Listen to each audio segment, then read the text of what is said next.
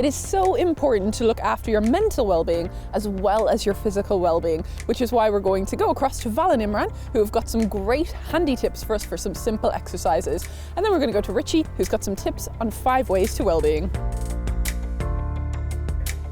So today we are going to do heel walks. Again, this exercise is a balance exercise. You may feel that the movement that you are doing isn't a very big movement because it is quite difficult to lift the toes off the floor, and doing that while you're walking as well. Make sure that you have some support, the kitchen work surface, the wall, or a couple of sturdy chairs. Imran's going to demonstrate, so he's going to lift his toes off the floor and then just nice and slow and controlled walking forwards, moving the hand forward as he's walking.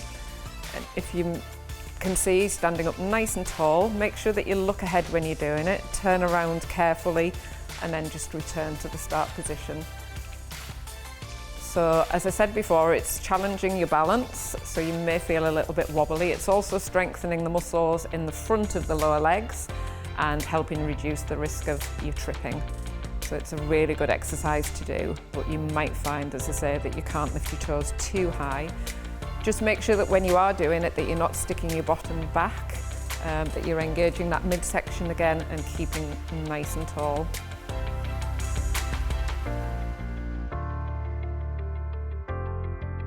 Repetitions, again, we can do around about 10 steps one way, turn around 10 steps back. This next exercise is going to help with leg strength, it's going to help with mobility in the hip joints, and it's going to help with change of direction. Imran's going to demonstrate it against the chair, and again you do need something to support you, so that wall, that kitchen work surface, a sturdy chair.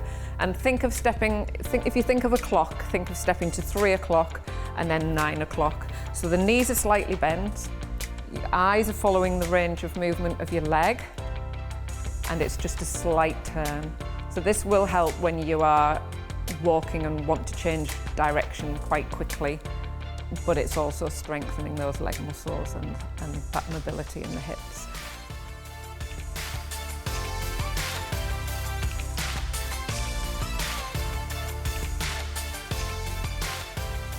Again, I would aim for 10 each leg if you can. Always keeping the supporting leg slightly bent, and you are transferring the weight slightly as you turn. So both legs will take the strain. And again, I would aim for maybe 2 or 3 times a week on this one. As you get older, it's more likely that you have different physical conditions that are being perfectly well managed through medication or other advice you've been getting from your GP or from a doctor. But what's worth remembering is with your mental health and your mental well-being, your mental health can be affected by medication that you're on. It can be a side effect sometimes of medication you're taking.